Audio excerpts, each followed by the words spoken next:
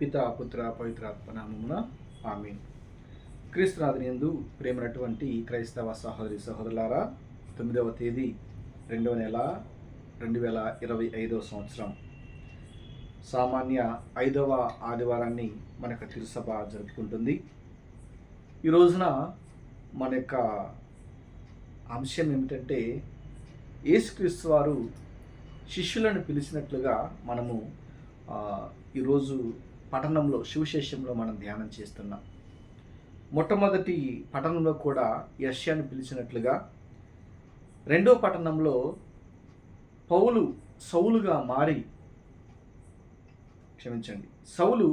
పౌలుగా మారి దేవుని యొక్క స్వార్థను యేసుక్రీస్తు గురించి ఆయన ప్రత్యక్షంగా చెప్పటం మనము వింటున్నాం.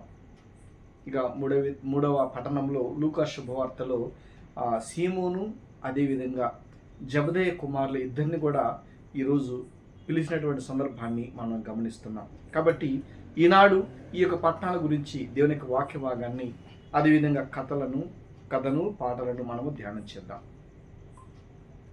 ఒక విచారణ గురువు కరిస్మాటిక్ ప్రేయర్స్ ఏర్పాటు చేశారట. 3 రోజుల ప్రార్థనను ఏర్పాటు చేశారు. దీనికి గాను గొప్ప దైవ సేవకులను, గురువులను పిలిచారు. ఆ తదుపరి పాటలకు కూడా, స్తుతి ఆరాధనకు కూడా మంచి విద్వాంసులను, సంగీత విద్వాంసులను, గాయకులను, పేరుగాంచిన గాయకులను పిలిచారు. చాలా బాగా మొదటి రోజు జరిగింది. ఇది విన్నటువంటి చాలామంది క్రైస్తవులు, ఆహా, మనకి విచారణ గురువులు చాలా మంచిగా ఈ కార్యక్రమం చేస్తున్నారు, చాలా మంచిగా పాటలు పాడుతున్నారు, చాలా మంచిగా దేవుని యొక్క వాక్యాన్ని అందిస్తున్నారు అని చెప్పి చాలామంది వినటం ప్రారంభించారు. అందులో ఒక అన్యుడు, దేవుని ఎరుగని వాడు ఒకళ్ళు ఉన్నారు. ఆయన సంగీతం చేత ఆకర్షింపబడ్డాడు. చాలా బాగా పాడుతున్నారు పాటలు, కొద్దిసేపు విందామని వెళ్ళాడట. అయితే దేవుని యొక్క వాక్యం మాత్రం వినకూడదు, నేను వినను, అది ఆ పాటల వరకు ఉండి ఆ మధురమైనటువంటి సంగీతాన్ని, పాటలను విని వచ్చేద్దామని చెప్పేసి అనుకున్నాడట. మంచిగా స్తుతి ఆరాధన జరుగుతూ ఉంది. ఈయన చక్కగా ఆనందిస్తూ ఉన్నాడు, సంతోషంగా ఉన్నాడు. ఆ తర్వాత మరలా కొద్దిసేపు వాక్యము, ఆ తర్వాత మళ్ళా పాటలు ఉన్నాయి. ఈ యొక్క వాక్యం జరిగే సమయంలో ఆయన ఏం చేశాడంటే, ఆ వాక్యం వినకుండా 2 చెవులకు చేతులు అడ్డం పెట్టుకున్నాడట. ఈ కొద్దిసేపు అయినాక తర్వాత పాట ఉంటుంది, ఆ పాట వినేసి మనం ఇంటికి వెళ్ళిపోదాం అని చెప్పేసినని వినకుండా ఆయన 2 చెవులకు తన చేతులు అడ్డం పెట్టుకొని కూర్చున్నాడంట, ఆ మాట వినకుండా. అట్లా ఒక 3 నిమిషాలు, 4 నిమిషాలు, 5 నిమిషాలు అట్లా జరిగింది. ఆ తదుపరి ఒక ఈగ వచ్చి ముక్కు మీద వాలింది. ముక్కు మీద వాలేసరికి ఆయన ఏం చేశాడంటే, దాన్ని ఇటిట తల ఊపాడు, పోయిద్దని. అది పోలా. మరలా కొంచెం ముక్కు మీదకి పైకి కిందకి తిరుగుతూ ఉంది. అతనికి బాగా జిలేస్తుంది, ఏం చేయాలో అర్థం కాల. మళ్ళీ తలక అటు ఇటు గట్టిగా ఊపాడు, అది లేచిపోయింది. మరలా వచ్చి మరలా అక్కడనే వాళ్ళు మళ్ళీ అటు ఇటు తిరుగుతున్నసరికి చిక్కలగిల్లి బుట్టి ఆయనకి ఏదో అర్థం కాక అసలు ఏంది అని చెప్పేశానని ఒక చెయ్యి ఊపి ఇట్లా అన్నాడట. ఆ సమయంలో అక్కడ ఆ గురువు గారు ఒక మాట చెప్పారు. ఏమిటి అక్కడ చెప్పిన మాట ఏమిటంటే, మీకు చెవులున్నచో దైవ సంఘములకు ఆత్మ ఏమి బోధించుతున్నదో శ్రద్ధగా ఆలకించండి అని చెప్పాడట.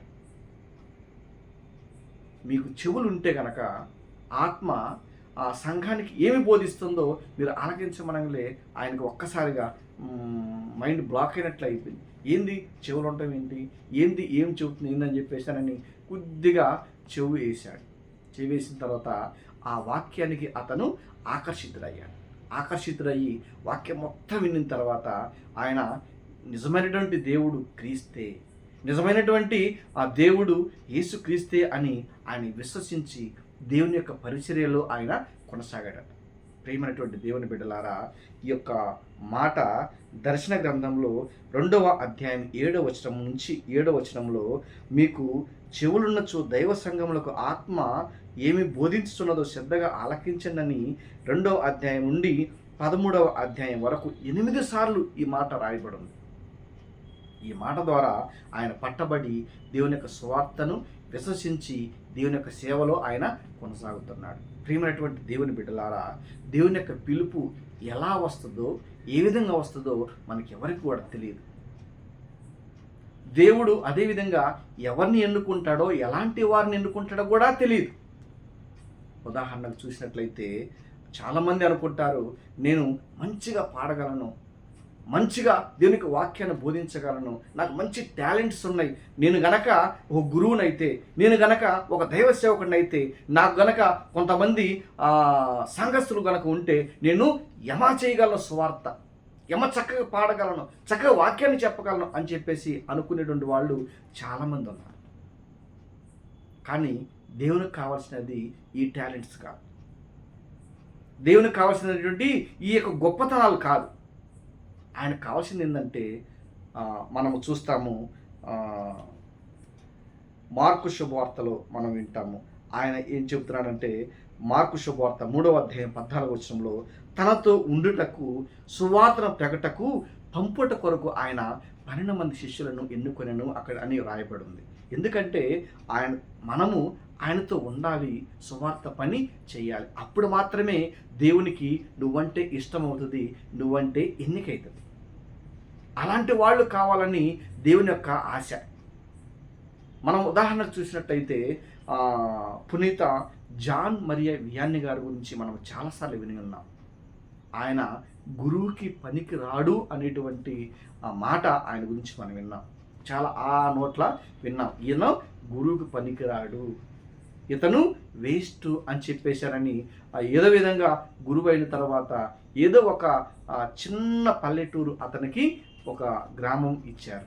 కానీ అక్కడ చేసినటువంటి ఆయన సేవ, ఆయన చేసినటువంటి పరిచర్య, ఆయన పొందినటువంటి మార్పు ఏ విధంగా ఉందంటే, అతన్ని ఎవరైతే కాదన్నారో, వద్దన్నారో, పనికిరాదన్నారో వాళ్ళందరూ కూడా వచ్చి ఆయన ముందు మోకరించి పాప సంకీర్తన చేసిన వాళ్ళు ఉన్నారు. పెద్ద పెద్ద గొప్పవాళ్ళు, ధనికులు, చివరికి బిషప్స్ కూడా ఆయన దగ్గరికి వచ్చి ఆయన దగ్గర పాప సంకీర్తన చేసిన వాళ్ళు ఉన్నారు. కనీసం రోజుకి ఆయన 16 నుండి 20 గంటల వరకు ఆయన అదే పని చేస్తూ ఉండేవాడు. అంతసేటు ఆయన దేవుని యొక్క స్వార్థ సేవ చేసి ఈరోజు గురువులందరికీ కూడా ఆయన ఆదర్శంగా ఉన్నాడంటే ఆయన యొక్క ఎన్నిక ఎలాంటిదో చూడండి. దేవునికి అలాంటి వాళ్ళు కావాలి, దేవునికి అలాంటి మంచి మనసున్న వాళ్ళు కావాలి. ఈ లోకంలో అందరూ అనుకుంటారు, నేనైతే బాగుండు, నేనైతే బాగుండు, నేనైతే బాగా చెప్తా, నేనైతే బాగా చెప్తా, నేనైతే బాగా పాడతా. ఎన్ని కుదరవు. దేవునికి ఒక ప్రణాళిక అంటూ ఉంటుంది. ఈరోజు మనము మొట్టమొదటి పట్టణంలో యెషయా గురించి మనం విన్నాం. ఇక్కడ యెషయా గారిని కూడా దేవుడు పిలుచుకున్నాడు. ఆయన గురించి క్లుప్తంగా మనం ధ్యానం చేద్దాం. యెషయా గారు ఉజ్జియా రాజు పరిపాలన కాలంలో జన్మించినటువంటి ఒక వ్యక్తి. యెషయా అనగా యెహోవా రక్షణము అనేటువంటి అర్థం ఇచ్చేటువంటి మాట యెషయాకు. తదుపరి యెషయా ఉజ్జియా రాజు చనిపోయిన సంవత్సరం అనగా క్రీస్తు పూర్వం 740 సంవత్సరాన్న యెహోవా యొక్క మహిమగల దర్శనాన్ని ఆయన చూశాడు. ఆ దర్శనంలో యెహోవా కొరకైన ఆయన రాయబారిగా నియమింపబడ్డాడు. అది మనం మొట్టమొదటి పఠనం యెషయా గ్రంథము 6వ అధ్యాయం 1వ వచనం 8వ వచనం వరకు మనం అక్కడ చూస్తాం. అక్కడ సెరాఫీము దేవదూతలు సర్వశక్తిమంతుడైన ప్రభువు పవిత్రుడు పవిత్రుడు అని కొనియాడుతూ ఉన్నాయి. ఈ కొనియాడేటువంటి సమయంలో దేవాలయ పునాదులు కూడా కదిలింపబడ్డట్టుగా అవి దేవదూతలు దేవుణ్ణి కొనియాడుతూ ఉన్నాయి. అయితే ఆ పలుకులకు దేవాలయ పునాదులు కూడా కంపించేట్లుగా ఉండాయి. అప్పుడు యెషయా పవిత్రుడు పవిత్రుడు అని ఈ సెరాఫీము దేవదూతలు పలుకుతున్నాయి కదా, అయితే నేను అపవిత్రమైనటువంటి నేను పెదవులు కలవాడను అని చెప్పి ఆయన బాధపడుతూ ఉన్నాడు. ఆ బాధపడేటువంటి సమయంలో ఆయన తన యొక్క జీవితాన్ని కూడా తప్పులను కూడా ఒప్పుకున్నాడు. నేను అపవిత్రమైన పెదవులు కలవాడను, నా నోటి నుంచి అపవిత్రమైనవి వస్తాయి కానీ నిజాలు రావు అని చెప్పేసి అక్కడ తన జీవితాన్ని, తన తప్పును ఒప్పుకున్నాడు ఆయన. తర్వాత ఆ మాటలకు దేవదూత ఏం చేసిందంటే పీట మీద ఉన్నటువంటి ఒక నిప్పె కణికను తీసుకొని పోయి అతని పెదవులకు అంటించి, ఇదిగో నీవు శుద్ధుడు అయ్యావు, నీ పాపం తొలగింపబడ్డాయి అని చెప్పినప్పుడు ఆయన మంచి మారు మనసు పొందాడు. ఆ తర్వాత దేవుడు నేను ఎవరిని పంపాలి, నా తరపున ఎవరిని పంపించాలి అని అంటే, ఇదిగో నేనున్నాను కదా, నన్ను పంపించమని చెప్పి యెషయా పలికినట్లుగా మనం విన్నాం. ఆ విధంగా ఆయన దేవుని కొరకైనటువంటి ఒక రాయబారిగా అక్కడ ఎన్నిక చేయబడ్డాడు. అప్పుడు ఆయన అక్కడి నుంచి దేవుని యొక్క రాయబారిగా ఆయన ఆ దేశంలో ఆయన తన యొక్క కార్య పనులను చేస్తూ ఉన్నాడు. అయితే ఇక్కడ మనం ఒకటి గమనించవలసిన విషయం ఏమిటంటే, ఈయనను ఎన్నుకొనటానికి కారణము అసలు ఏమిటి, ఈయన యొక్క ఎన్నికకు కారణం ఏమిటి అని అంటే, ఇక్కడ బైబిల్ గ్రంథంలో ఒక ఉదాహరణ ఇవ్వబడింది. సిరాకు గ్రంథం 48వ అధ్యాయము 20వ వచనంలో మనము చూసినట్లయితే, అక్కడ వారు చేతులెత్తి కరుణాళుడైన దేవుణ్ణి ప్రార్థించిరి, పవిత్రుడైన ప్రభు స్వర్గము నుండి సత్వరమే వారి యొక్క మొర ఆలించెను, వారిని కాపాడుటకు యెషయాను పంపెను అని అక్కడ రాయబడింది. ఏంటి వాళ్ళు మొరపెట్టింది? దేవుడు అంత త్వరగా వారి యొక్క మొర వినటం ఏంటి? ఏమిటి ఆ మొర విని యెషయాను పంపటం ఏంటి? ఏమి జరిగింది ఇక్కడ అనంటే, అక్కడ ఆ యెరూషలేము కాలంలో, ఆ ఉజ్జరాజు పరిపాలన కాలంలో ఏమి జరుగుతుందంటే, అందరూ కూడా ధనికులు పేదవారిని దోచుకుంటున్నారు, పేదవారి పట్ల వాళ్ళు కఠినంగా ప్రవర్తిస్తున్నారు, న్యాయం అనేటువంటిది లేదు, అన్యాయం జరుగుతూ ఉంది, అక్రమాలు జరుగుతూ ఉన్నాయి. ఈ గొప్ప వాళ్ళందరూ కూడా కలిసి పేదవారిని నాశనం చేయటం, వారి మీద ఏ విధం పడితే ఆ విధమైన కఠిన చర్యలు తీసుకోవటం చేస్తూ ఉంటే వాళ్ళందరూ కూడా దేవుణ్ణి ప్రార్థన చేస్తున్నారు. అలనాడు మనము చూసాం ఇశ్రాయేలు ప్రజలు ఏ విధంగా దేవుణ్ణి ప్రార్థించారో, ఫరో దగ్గర ఉన్నప్పుడు ఆ బాధలు భరించలేక దేవుని ప్రార్థించారో, వాళ్ళ ప్రార్థించి ఏ విధంగా అయితే మోషేను వాళ్ళకు పంపాడో, ఇక్కడ ఇదే సీన్ మనకు కనబడుతూ ఉంది. వాళ్ళ యొక్క మొర కూడా దేవుడు ఆలకించి యెషయాను పంపినట్లుగా మనము సిరాకు గ్రంథము 48వ అధ్యాయం 20వ వచనం రాయబడింది. అక్కడ మళ్ళీ ఒకసారి చదువుతాను. వారు చేతులెత్తి కరుణాళుడైన దేవుణ్ణి ప్రార్థించిరి, పవిత్రుడైన ప్రభువు స్వర్గము నుండి సత్వరమే వారి మొర ఆలించెను, వారిని కాపాడుటకు యెషయాను పంపెను అని అక్కడ రాయబడింది. కాబట్టి వారు బాధలు పడ్డారు, వేదనలు అనుభవించారు, శోధనలు అనుభవించారు, బాగా కఠినమైనటువంటి పనుల్లో వాళ్ళు ఉండిపోయి వాళ్ళు బాధలు తట్టుకోలేక ప్రార్థించినప్పుడు దేవుడు యెషయాను పంపాడు. ఆ విధంగా యెషయాను పంపించినప్పుడు వాళ్ళు ఆ యెషయా వారిని కాపాడే విధంగా ఆయన వాళ్ళ కోసము దేవుణ్ణి మనం చేశాడు. ఆ తదుపరి ఈ రాజులు కానీ ప్రధానులు కానీ ఈయన చాలా ఎక్కువగా గౌరవించేవాడు. ఎందుకంటే ఈయన ఒక ఉన్నతమైనటువంటి కుటుంబంలో జన్మించినటువంటి వ్యక్తి. ఆ తదుపరి ఈయన కన్య మరియ గురించి ప్రవచనాలు చెప్పాడు, మనకి తెలుసు ఆ సంగతి అంతా కూడా. తర్వాత యేసుక్రీస్తు గురించి కూడా ప్రవచనాలు చెప్పాడు. అదేవిధంగా రాజుల గురించి ఈయన ప్రవచనాలు చెప్పాడు. చివరికి కూడా తన మరణం గురించి కూడా ఆయన ప్రవచనం చెప్పాడు. ఏమిటి? నేను రంపముల చేత కొయ్యబడి చంపబడతాను అని ఆ మనష్షే కాలంలో హిజ్కియా రాజుకు ఆయన తెలిపాడట. అయితే ఆ బైబిల్లో ఒకే ఒక ఆధారం ఉంది. హెబ్రీలకు రాసిన లేఖ 11వ అధ్యాయం 37వ వచనంలో, వారు రాళ్లచే కొట్టబడిరి, రంపములచే 2 భాగములుగా కొయ్యబడిరి. ఈ 2 భాగములకు కొయ్యబడింది ఎవరి అంటే ఈ యెషయా ప్రవక్త మాత్రమే. చాలామంది మనిషిగానే కోశారు అని చెప్తారు. కొంతమంది ఏం చెప్తారంటే, ఈయన ఈ ప్రవచనాలు చెప్పేటప్పుడు సమయంలో వాళ్ళు చాలామంది తిరగబడినప్పుడు ఈయన చెట్టు త్వరలో దాక్కున్నాడట. ఈయన చెట్టు త్వరలో దాక్కుంటే అంగీ కనపడుతుంటే ఇక్కడ మధ్యలో ఎక్కడో ఉన్నాడు, ఈయన బయటకు రావట్లేదని చెప్పేసి ఆ చెట్టుని రంపంతో కోశారు. అట్లా ఆయన 2 భాగాలుగా విడిపోయాడని కూడా కొంతమంది చెబుతూ ఉన్నారు. ఈ విధంగా ఆయన దేవుని యొక్క సహచరుడిగా ఉండి దేవుని యొక్క మాటలను ఆలకించి ఆయన ఒక మంచి ప్రవక్తగా నిలబడ్డాడు. ఇక రెండవదిగా మనం చూసినట్లయితే పౌలు గారు. ఈనాడు మనము కొరింథీయులకు రాసిన లేఖ 2వ పట్టణము 15వ అధ్యాయం 1 నుంచి 11 వచనం వరకు చూస్తే క్రీస్తు పునరుత్థానం గురించి ఆయన పౌలుగా మారి క్రీస్తు గురించి ఆయన ఉత్థానం గురించి ఆయన సాక్ష్యం ఇస్తూ ఉన్నాడనమాట. కాబట్టి ఆయన కూడా ఈ లోకంలో దేవుని పిలుపుని అందుకొని చాలా శ్రమలు, చాలా హింసలు అనుభవించినట్లుగా మనము కొరింథీయులకు రాసిన లేఖ మొదటి లేఖ 9వ అధ్యాయము 19వ వచనం నుండి 27వ వచనం వరకు చూసినట్టయితే ఆయన ఎన్ని బాధలు పడ్డాడో అవన్నీ కూడా మనం చూడగలం. ఆ తదుపరి ఈనాడు మనకి ముఖ్యమైనటువంటిది యేసుక్రీస్తు ఈనాడున ఆ శిష్యులను పిలిచాడు. లూకా శుభవార్త 5వ అధ్యాయము 1వ వచనం నుండి 11వ వచనం వరకు చూస్తే శిష్యులకు ఆహ్వానం. పేతురు, జబదాయి కుమారులైనటువంటి యాకోబు, యోహానులు ముగ్గురు కూడా ఈరోజు పిలిచాడు. ఒకనాడు ఉదయాన్న ఆయన గిన్నెసరేతు సరస్సు తీరానికి వెళ్ళినప్పుడు అక్కడ అనేక మంది ఈయన యొక్క వాక్యాన్ని వినటానికి వచ్చారు. అప్పుడు పేతురు పడవ ఎక్కి పేతురు కొంచెం లోనికి తీసుకెళ్ళని చెప్పి ఆ పడవలో కూర్చొని లోపలికి వెళ్ళిన తర్వాత వాళ్ళందరికీ కూడా ఆయన సువార్తను బోధించాడు. బోధించిన తర్వాత పేతురు ఆయన గ్రహించాడు. పేతురుకి చేపలేమి పడలేదు. ఆయన నిరాశతో ఉన్నాడు, నిస్పృహతో ఉన్నాడు, జీవితం మీద ఆశ కోల్పోయిన వాడులాగా ఉన్నాడు. కాబట్టి యేసు అది గ్రహించి పేతురు, నువ్వు కొంచెం లోపలికి తీసుకుని వెళ్ళి నీ వల వేయమన్నాడు. ఆయన విషయం ముందుగా దేవునికి చెప్పలా యేసునకు, కానీ యేసు గ్రహించాడు. అక్కడ గ్రహించి ఇదిగో నువ్వు కొంచెం లోపల తీసుకుని వెళ్ళి నీ వల వేయి అన్నప్పుడు ఆయన అన్నాడు, పేతురు, అయ్యా రాత్రంతా కూడా చేపలు పడుతూనే ఉన్నాం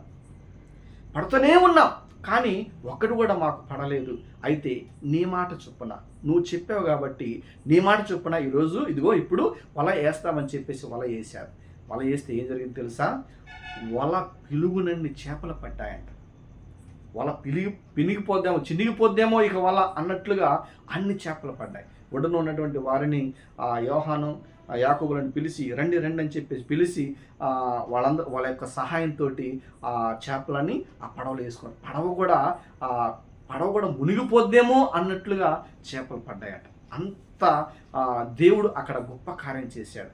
అప్పుడు అది చూసినటువంటి పేతురు ఏం చేశాడంటే, అయ్యా నేను పాపాత్ముడను, నన్ను వదిలి పొండి అని చెప్పేసి ఆయన భయపడుతూ చెప్పాడు. అయితే పేతురు, నువ్వు భయపడమా, ఒక అభయం ఇచ్చాడు. ఏమిటి? 5వ అధ్యాయం 10వ వచనంలో లూకా సువార్త, భయపడకు పేతురు, ఇక నుండి నీవు మనుష్యులను పట్టువాడవై ఉంటావు అని చెప్పాడు. రా, నువ్వు నన్ను అనుసరించు, నువ్వు చేపల పట్టొద్దు, ఇక నుంచి నువ్వు మనుషులను పట్టు అని చెప్పాడు. అప్పటి నుంచి ఆయన ఆ క్షణమునే ఆయన వెళ్ళి యేసుక్రీస్తు గురించి సువార్త బోధిస్తున్నప్పుడు రమారమి 3,000 మంది అక్కడ బాప్తిసం పొందినట్టుగా, ఒకే ప్రసంగంలో ఒకేసారి 3,000 మంది బాప్తిసం పొందినట్లుగా మనం దేవుని యొక్క వాక్యంలో చూస్తున్నాం. కాబట్టి ప్రేమైనటువంటి దేవుని బిడ్డలారా, ఈ యొక్క ఎన్నిక అనేటువంటిది, పిలుపు అనేటువంటిది దేవుని యొక్క సహకారంతో ఉండాలి. ఇక్కడ మనము చాలామంది నన్ను ఎందుకు పిలవట్లేదు, నాకు అన్ని టాలెంట్స్ ఉన్నాయి కదా అని చెప్పేసి అనుకుంటారు. అది నీ ప్రణాళిక, నీ చిత్తము కాదు, అది దేవుని ప్రణాళిక. ఒక వాక్యం చూద్దాము. అదేమిటంటే రోమిలకు రాసిన లేఖ 9వ అధ్యాయం 11వ వచనం చూసినట్లయితే ఇది చాలా ముఖ్యమైనటువంటి విషయం. ఏమిటంటే కానీ మొదటివాడు రెండవ వానికి సేవకుడగును అని దేవుడు ఆమెతో పలికెను. ఇట్లు ఒకనినే ఎన్నుకొనుట పూర్తిగా దేవుని యొక్క ఉద్దేశము. ఎవరి గురించి చెప్పండి? ఇక్కడ ఎవరి గురించి చెప్పండి? కానీ మొదటివాడు రెండవ వానికి సేవకుడగును అని దేవుడు ఆమెతో పలికెను. ఇట్లు ఒకనినే ఎన్నుకొనుట పూర్తిగా ఇది దేవుని యొక్క ఉద్దేశం. ఎవరు? ఇస్సాకు కుమారులు. రెబెకమ్మ కనేటప్పుడు 2 కమల పిల్లలు పుట్టారు, ఏశావు, తదుపరి యాకోబు. పెద్దవాడు చిన్నవాడికి సేవకుడై ఉంటాడు. క్షమించండి, చిన్నవాడికి పెద్దవాడు సేవకుడై ఉంటాడు. ఎందుకంటే చిన్నవాడినైనటువంటి యాకోబుని ఎన్నుకున్నాడు. ఆయన పుట్టేటప్పుడు ఆయన కాలు మెడం పట్టుకొని యాకోబు గారు కూడా జన్మించారు. ఇక్కడ మనం చూసినట్లయితే ఇట్లు ఒకడినే ఎన్నుకొనెను, ఇది పూర్తిగా దేవుని యొక్క ఉద్దేశము. వారి జననమునకు పూర్వమే వారు మంచి కానీ చెడు కానీ చేయక పూర్వమే దేవుడు ఇట్లు పలికాను. ఇక్కడ చూడండి, చిన్నవానికి పెద్దవాడు సేవకుడు అవుతాడని వాళ్ళు పుట్టకముందే చెప్పారు. ఇంకొకటి ఏంటంటే అక్కడ దేవుడు అంటున్నాడు, వాళ్ళు మంచి కానీ చెడు కానీ చేయక మునిపే ఆయన చెప్పాడు. వీళ్ళందరిలో ఎవరు మంచిగా ఉంటారు మనకు తెలియదు, ఎవరు చెడుగా ఉంటారు మనకు తెలియదు, ఇందులో ఎవడు దొంగ అవుతాడు తెలియదు, ఎవడు దేవుని సేవ చేస్తాడు తెలియదు. కానీ పుట్టక పూర్వమే దేవుడు వీళ్ళ గురించి చెప్పాడంటే పుట్టక ముందు దేవుని యొక్క ప్రణాళిక వారిపై ఉంది, యాకోబుపై దేవునికి ఉంది. కాబట్టి అందుకే దేవుడు యాకోబుని ఎన్నుకున్నాడు. అది ఆయన ఇష్టం, మన ఇష్టంగా. అదేవిధంగా ఇర్మియాను కూడా ఎన్నుకున్నాడు. తల్లి గర్భములో నీ గర్భంలో పుట్టేటువంటి శిశువు నావాడు అని చెప్పేసి అక్కడ దేవుడు ఇర్మియాను కూడా ఎన్నుకున్నాడు. ఈ విధంగా ఎన్నుకోవటం అనేది ఆయన ఇష్టమే కానీ మన ఇష్టం అనేది కాదు. ఆ తదుపరి దేవుడు ఇక్కడ యెషయా, నేను అపవిత్రులను, నా నోటి నుండి వచ్చేవన్నీ కూడా అపవిత్ర మాటలే అని ఆయన చెప్పాడు. ఎందుకంటే ఆయన ఒక పాపి.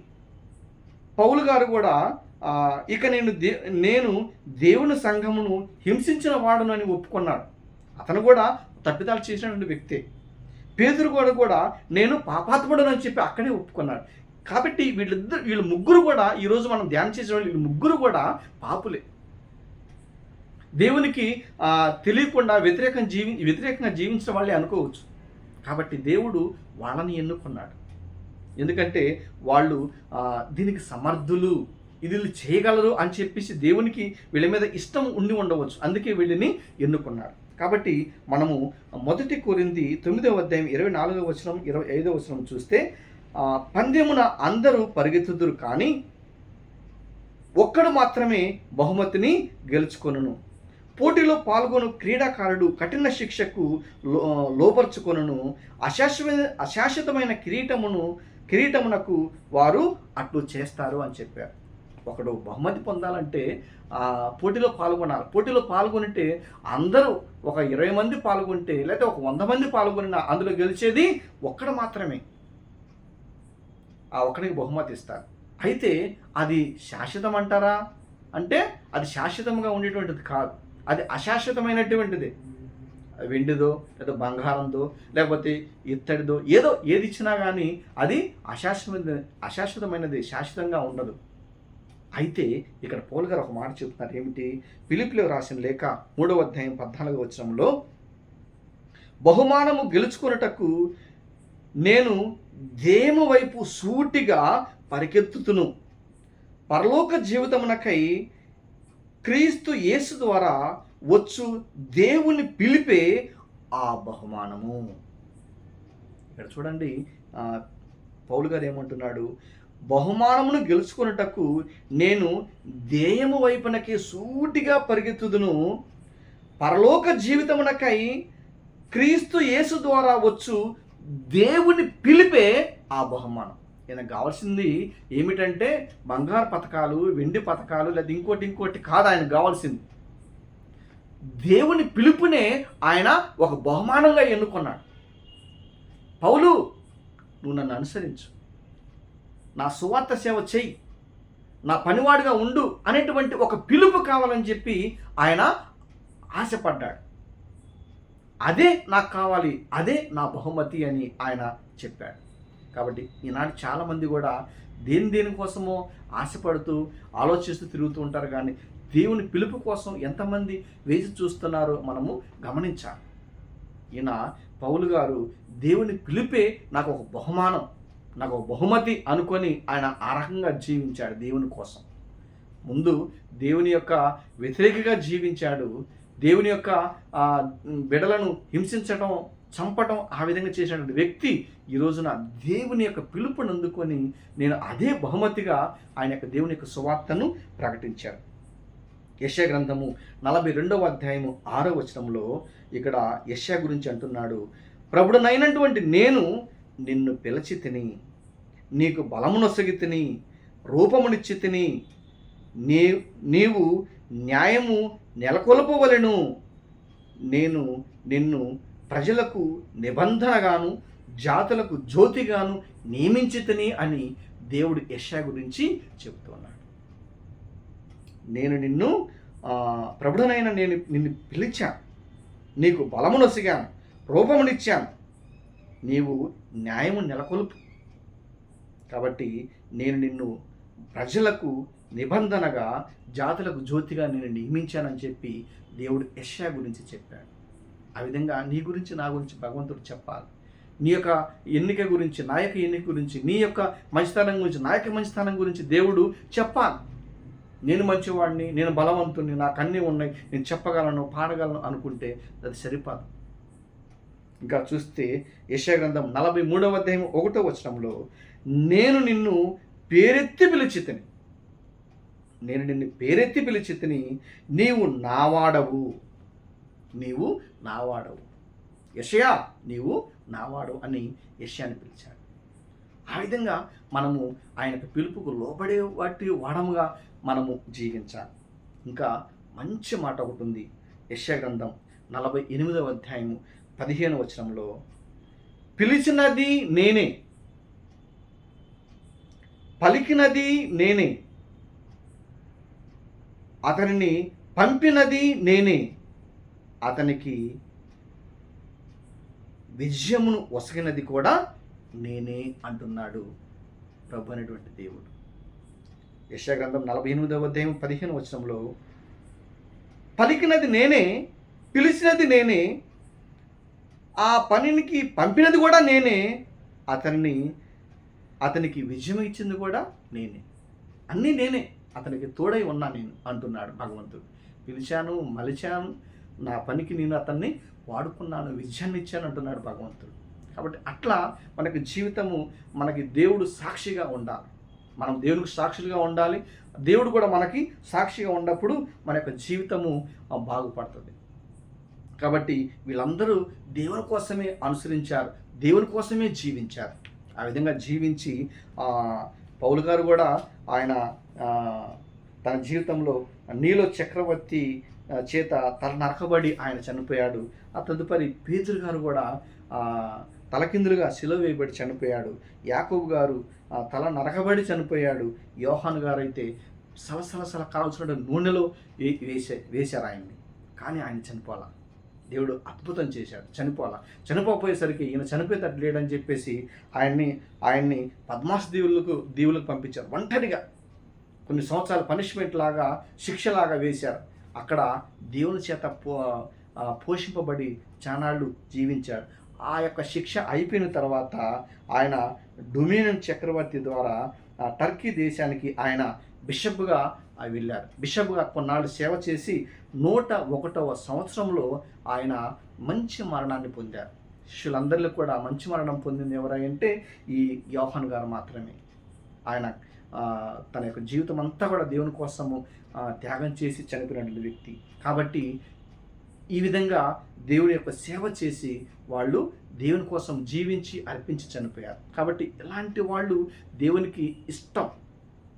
కాబట్టి ఇందులో మన యొక్క జ్ఞానము కానీ, మన యొక్క ధనము కానీ, మన యొక్క ఇంకా ఉన్న ఏదన్నా ఇవి కొన్ని కూడా దేవునికి పనికిరావు.